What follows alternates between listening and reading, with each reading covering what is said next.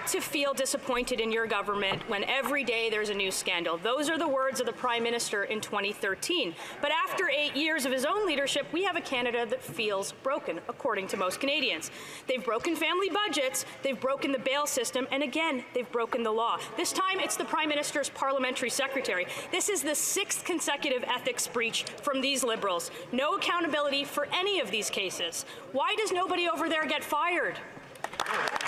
For real. Government House Leader. Thank you very much, Mr. Speaker. The Parliamentary Secretary has apologized. The Parliamentary Secretary wrote a note in support of a business in his constituency, a business that supports black and multi-ethnic communities across Canada. And while it is admirable that all of us want to support local enterprise and business in our constituencies, the Parliamentary Secretary recognizes that it was inappropriate for him to write a letter supporting that agency and to support that business in his riding, and has apologized, Mr. Speaker. Member for Thornhill. Zero accountability, zero consequences, and a zero on ethics. We hope that the Prime Minister's upcoming trip to the Caribbean today is better or more productive than the last one, which resulted in his own law breaking. And that, of course, wasn't the only time he stepped in on SNC Lavalin. And the only person who was fired in that case was the first female Indigenous Attorney General. The Trade Minister refuses to pay back taxpayers for giving tens of thousands of dollars to her best friend in an illegal contract.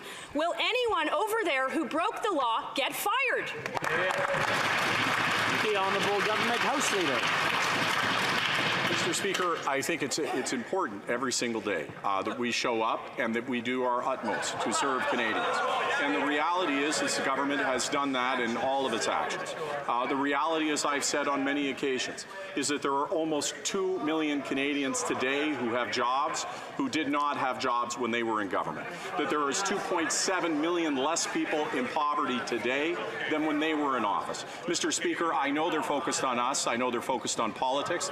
We are focused on delivering results for Canadians and improving their lives. The Honourable Member for Thornhill.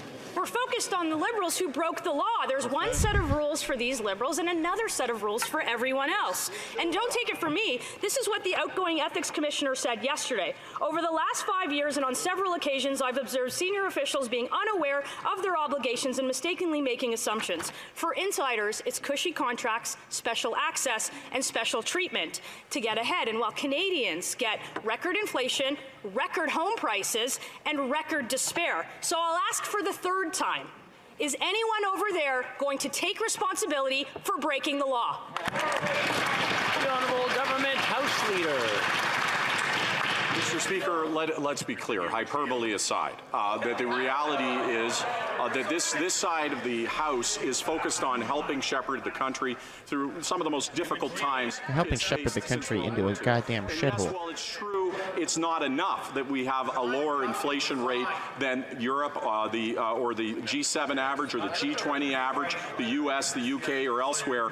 That leading in difficult times is not enough. That's why we have concrete measures to actually help on issues like housing, like the member talked about, that they actually voted against, to help on areas like childcare, that they voted against, to help vulnerable peoples. Unfortunately, those are actions they didn't take when they had the opportunity.